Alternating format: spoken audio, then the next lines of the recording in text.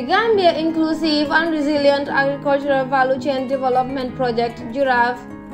is a 5-year project funded by the World Bank Group with a $40 million grant to promote the development of inclusive, resilient, and competitive agricultural value chains,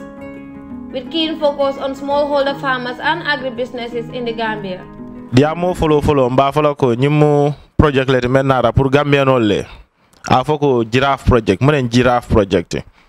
wala ko Gambia Inclusive and Resilient Agricultural Value Chain Development Project. Yo nyim project ko nyim manke signa follow tin ka fura molma baris ane kabi sa miracle module bilan wala signa follow ti tumado bato kanyim project ko may so nabo nyama nta fentula koma nyaadal bi janna ngamenu suute nindol nene kacha sotono nyimbare musufulol ngamra ngatol suutele kodi yes ngetol suutele so mol bi janna nen men ya kacha soto badol bi je fanan tuma do bar nyina la signa folot so nda fentula koma anum fanan ba opportunity di la fanan puru fengo fere nim fota jambi ay koyal ma ka don kam ne fo walam atol fanan bi dakela ambassador leti alla districtol kono yo hamomo num pour kata districtol be kono district ngaji ki gamme kono 43 districts le bijan to mi xamon ko molti kara district o district ni be kacha soto bar wato kenya aning deto aning nyaaji be memba dépense la kunto fansa sia ngoko say nga fero lande ba memba sabula ko anim mantano district olto nsamol na fe na memba district ol represent la ni bota jang ye fota district ol ya sindi ma mune mum matching grant nyinti senelal mune be je anen do ko laal wo fanna kon wala ma alla na jang wala ma dalilo fonti so akuma ta bakel nin kum mota tol bi jang alla district ko le to yalla nal tata alla district o district e nyanta lo dal memba ta maka nyinto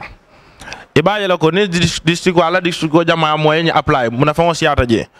o mal be to dialta mun to le to dialta mu gambe fa ngoy to dialta. A cost-sharing investment of up to $12,500 for individuals, $25,000 for groups, $700,000 for small and medium enterprises within the prospects of the 5 value chains. That is rice, horticulture, including mango, cashew, poultry, as well as maize. The matching grant scheme aims to co-finance productive investments to leverage private capital mobilization and promote agricultural value chain development along the targeted value chains. The matching grant scheme will co-finance competitive, selective, productive investment sub-projects developed by small private investors, that is individual or groups, and agribusiness small and medium enterprises.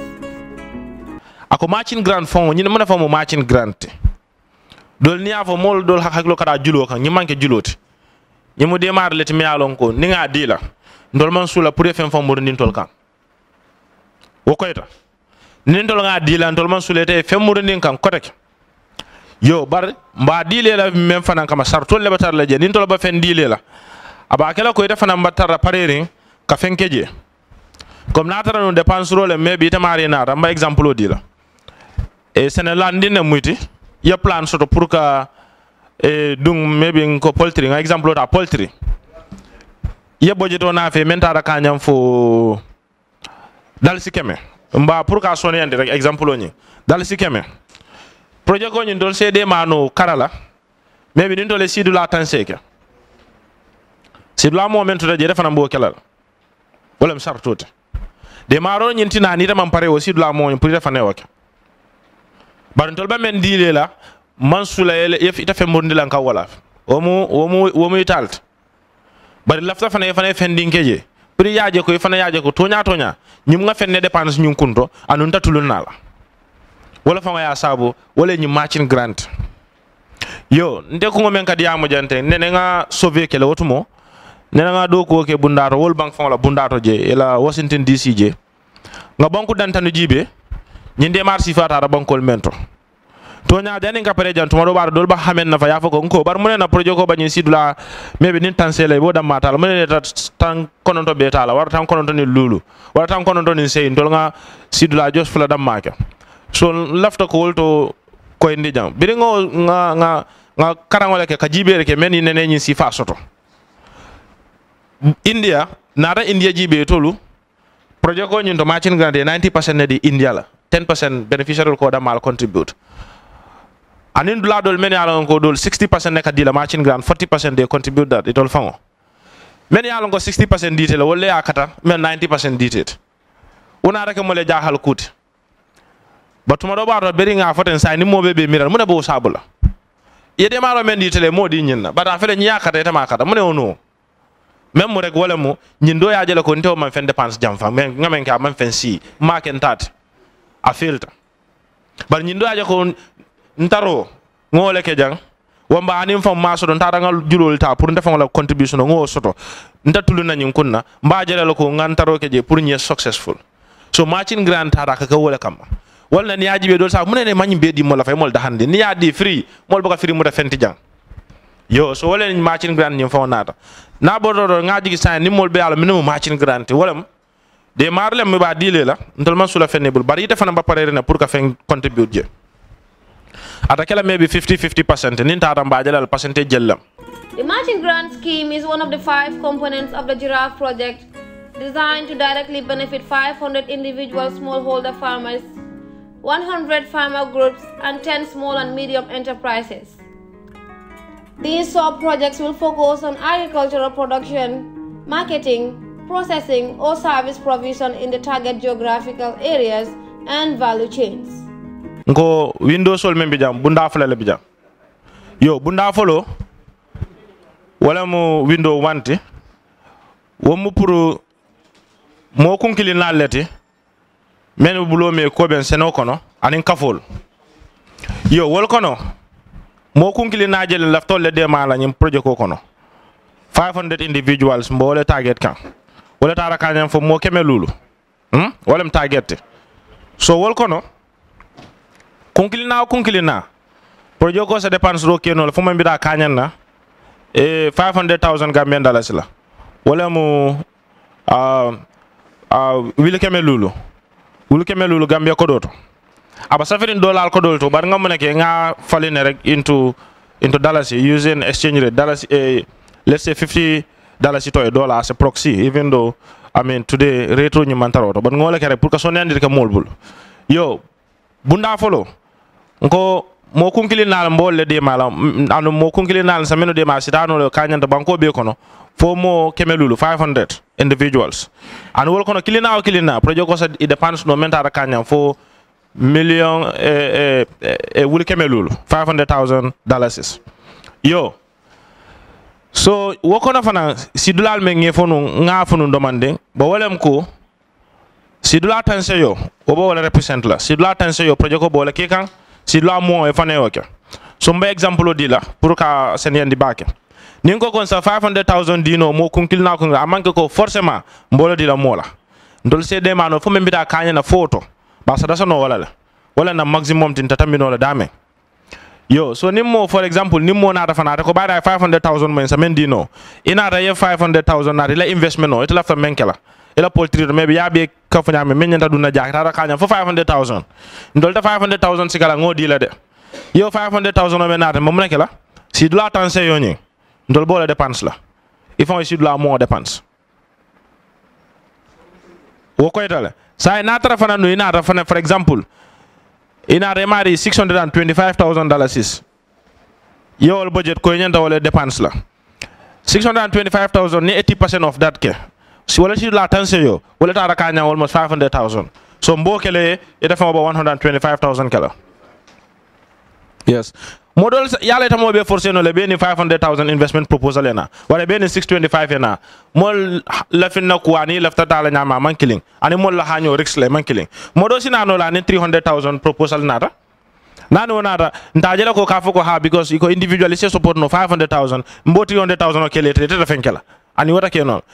no way komba mo dépense no tambila 80% la so nini fen nata na man tambi hapola ni nara okay ni 1 million fana nata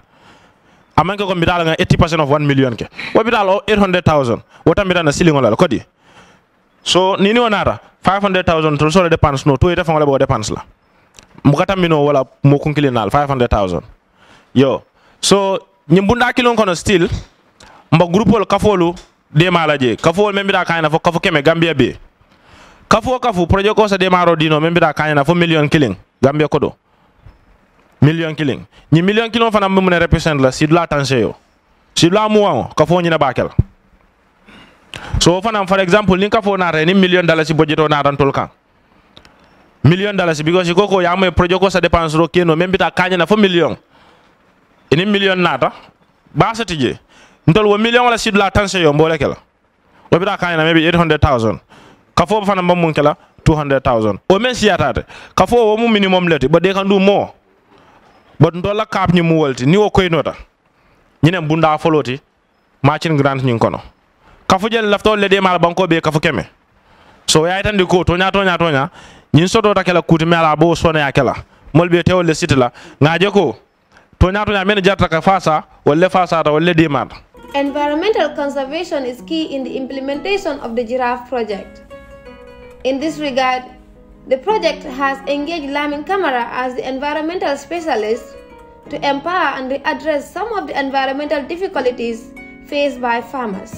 Ndelma maralin dan nawal laka ndaka projeto ya marwal bawo ya fale ko be kodo dila lanu ale miral jamal solo ko min projeto nyanta demaro kala fannal min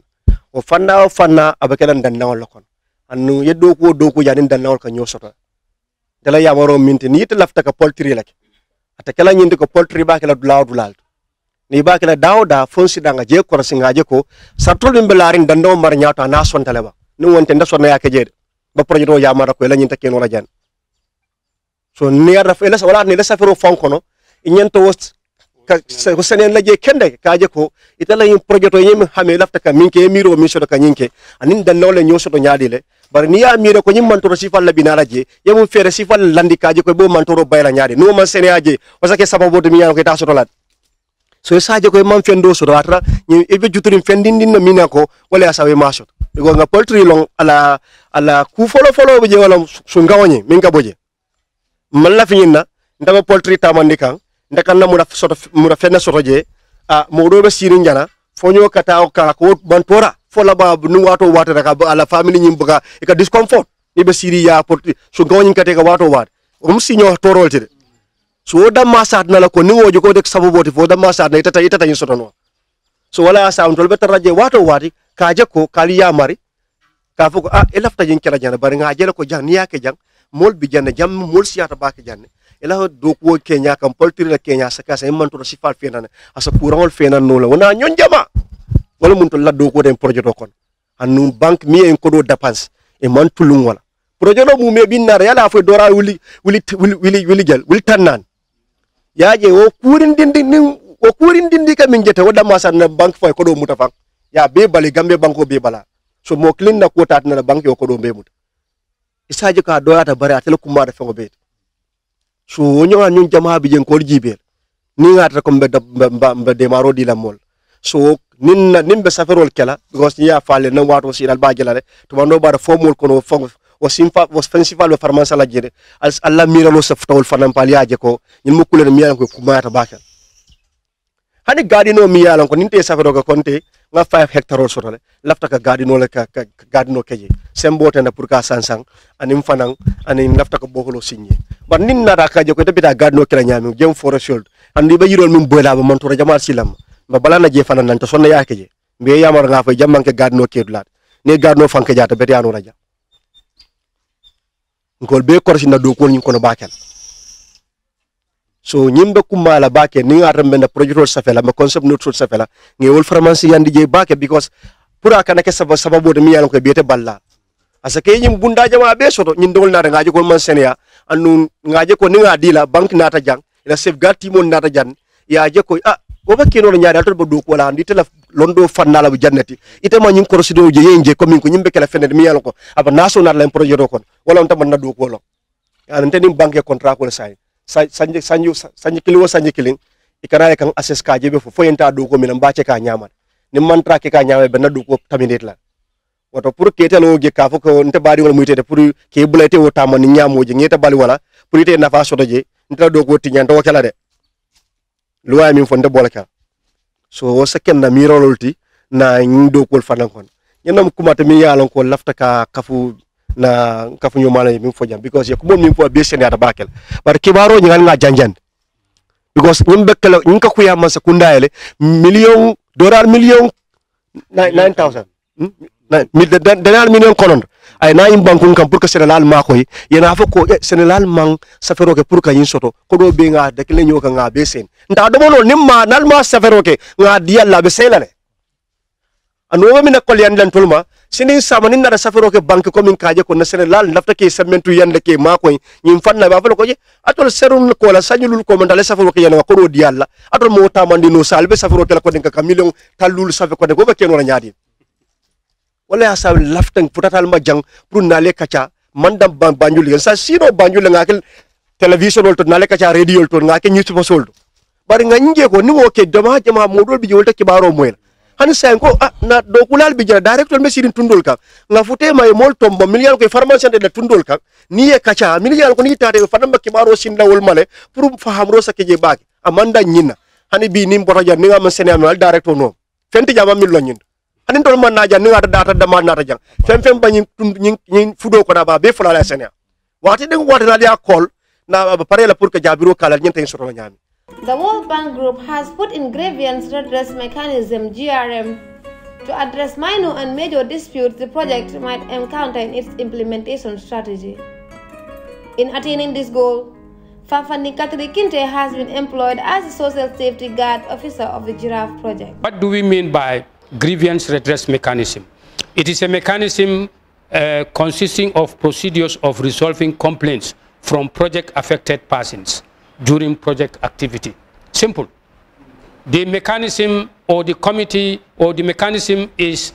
there to help in solving complaints that are coming from people who have been affected by project implementation. Now, the objective of grievance mechanism, what are some of the key objectives? That is one,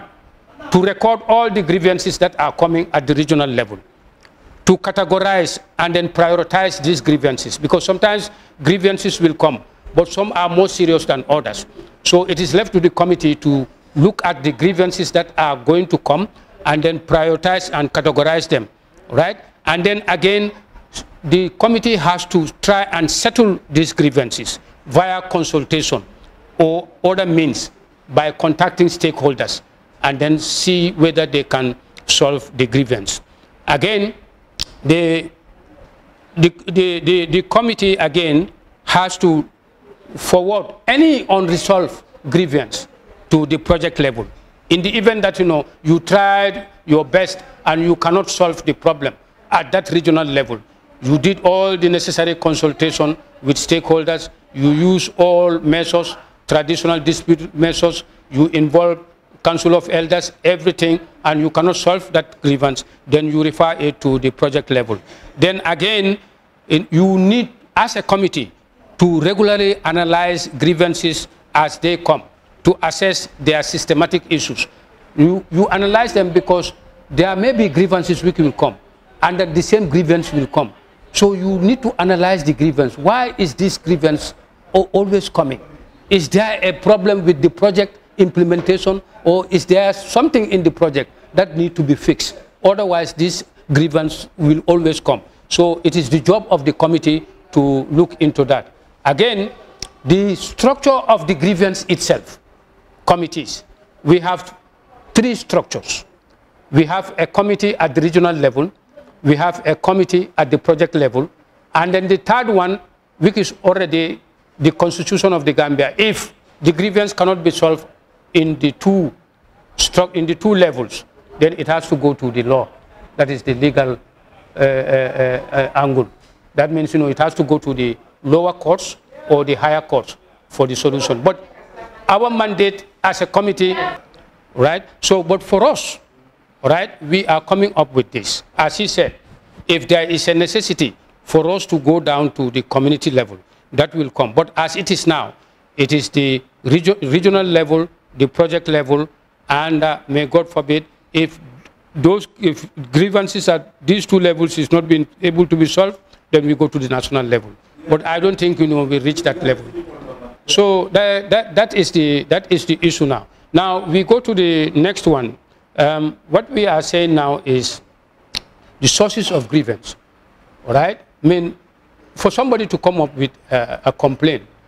the source has to be genuine. So sometimes, when projects start like this rice distribution we have just done, some people may feel that, they are not enlisted because, maybe they are marginalized. So those type of people can come up with a complaint.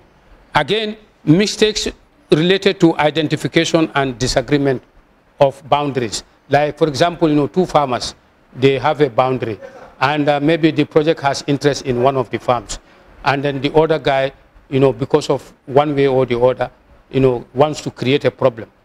So there could be dispute at boundary levels, all right? So those are some of the examples. Disputes of ownership of different assets, and disputes, disagreement on resettlement packages. Like somebody is affected by a project, and then the project is going to compensate that person, and the person may feel that the package is not it's not majestic enough. So the person may lodge a complaint to you people at the regional level, saying that I am not happy with the compensation the project has come up with. Or there may be conflict related to diversion of suspicion of diversion of workers' benefits. Like when it comes to contractors and the employees, you have this kind of problems. Maybe an employee will feel that a certain contractor is not fair with him, and he might have reduced his payment or has done something which doesn't go well with the employee. So that is a potential grievance that can come. Incidents due to lack of communication, right? Like, for example, when there is a access road construction, because there are no traffic signboards on the way. So, there can be potential incidents or accidents. And then those are one of the communication errors that sometimes, the contractors are fond of. Again, conflict between employers and employees relating to the late or non-payment of wages or business. Late payments of salaries, late payment of wages. The employees can complain. And when they are going to complain, they will have to lodge this complaint to committees, and then the committees will look into it. Disputes relating to removal of reduction of financial or non-financial benefits, right? Now, there has been maybe a contract agreement that, when this work is carried out, this is the bonus you are going to have, or this is the benefit you are going to have from your payment. Yes, and not only that, but all contractors are going to sign what we call code of conduct. This code of conduct will be signed by the companies, will be signed by managers, and will be signed by even the employees. So all those things are taken care of. Ntala lodi la monti mba make so la ngani kuma kan nu kemo kan kende nu so daga nin tata ngana funding ko sindi ngana sate mo sindi ngani ko itandila mu yalan ko jirafi GIRAV projet ko mun natna puri fani e mun fani projet kadum projet ko mun yinji abbe tiata baka nata ka muso le sembentu ya dimbal anim ke funding ko fana mu yala be gambe banko ka inata pour que tele sembentu ya ndebe kay mbi tentu la mbe jela ka tu nyin kay nyi mukki ñoy ñon tawnati projet ko mun nata ko ka grand yalla pour kal famma ko alla sonu bundal tel kay mbafle ya tempi ya baraka bo damane bo molbu katu nyimmu mo nata ko do felenti mbe ma ko la to defana mu momunte nyanta katala ye taw siti barak bake ye taw siti fay bambam police mek so yo grand ni ya ni ya soto ibata man la nyamin isoti sa tamande ko mbe tentu la bake mbe jeel fon nin kiol ni musol to yala anin kiol to yala anin musol ni kiol to yala ni GIRAV la projet ko ma balon kontande la ko la bakel akuma da bake kato bi kama be nyin mitun la wala nyin kalamutandiro la kato sensitization safo kalamutandiro le akuma da bak kato ni be mo makoy la amako fannal mi yalon ko ay damen kalamuta nyin fannalu lol GIRAV nyin fannalu lol men tombon fanna kuma rimbalem kato ne ajube santoro nyin fannalu lol nyin lebe mol mutari seno la fannala mano la fannala tubanyo la fannala sise malando la fannala kasugo la fannala anin gadinno ni ajube nyin fannala gadino nin tubanyo nin mano ni ajube CRR South atelem sembot nin atra ko GIRAV nata pour ka mol mako yo fannala ngamira ni be mo mako la pour ka la foire bay ya tara menna akumata ya mako la hirwaje wala fisara e kukuto nati ay ikoy ba mako la ibajale la ko abada mutalale kaji ka kuonyin damuta dum bari nyindo ya tarala so ni ba sembentu ala mako wala sembasi la fanole ñim kummayata bakel entela jero to bi andum fana ka mabe ñim bengo to bi kummayata bak ka to la bunda fana anala pour ka masakunda bulmuta kaje ko to la bunda mu kala mutandel bundalete ka sate mol kala mutandi ka kafol kala mutandi ka to ku kumalem bi ndol futata sate jamal to ngatra kafole bi bari kafo men beje sartole même pour ka kafo itol mo sarto so pour ka registra ka kafol mo so bari ndol nga nge kacandi nge kala mutandi pour registra no nyame bi kafol nga kafol registrale nge mako fe la banque bu ko yelen andu ndela sate mo ni lulu bi sate mi alon ko ala kodo doyata bi wala mu dalasi wuli tanim fula kemelul wala la kodo doyata banque andu nga sanji kili neke folo nyanta sanji sabale kala satol so wala ken ni projet ko GIRAV akumata bake bi inte contenta bake andu fal ni ala sonda kibaro membe mbulu pour ka futandi sate tan sabali lulo la wala sate tan nano siaral south ka ndol sate o sate ñu mondi lo sate dol be sate sabale mutatir yemen karang e ka wole kala mutak pour ka londo janjande je wala mun to la dogo akumata bake